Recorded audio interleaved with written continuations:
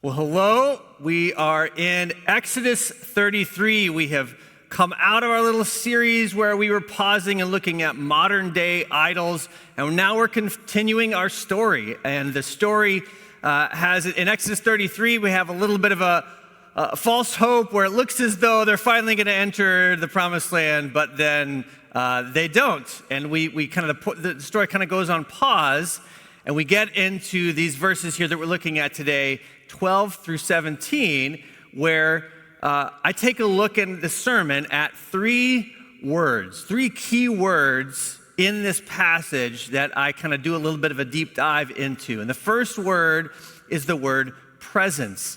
And that word is actually the Hebrew word for face. And I talk about how this most intimate, you can't get more who a person is other than their face. And God promises that his face will go with Moses. So the most intimate thing about God is the thing that will go with Moses. His presence will go with him. And then we look at the word rest.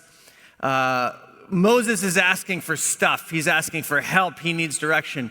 And in addition to God's presence, he also promises rest. And so we look at this idea that God, when we think we need something, God sometimes says, well, actually, I know what you need. And what you need here, we all need, is the rest of God. There's a difference between sort of being entertained and really truly resting in God. That's the second word.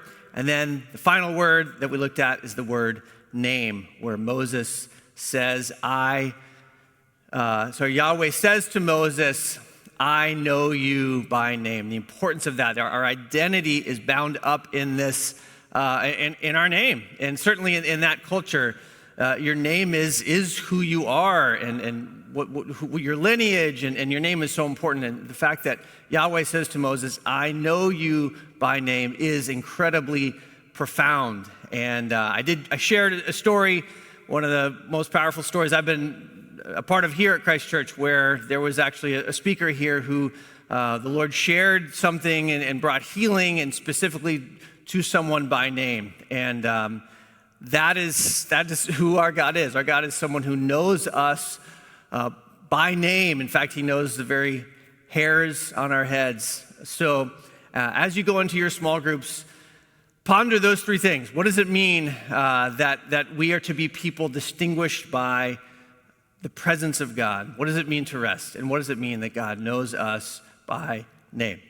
Have a great study.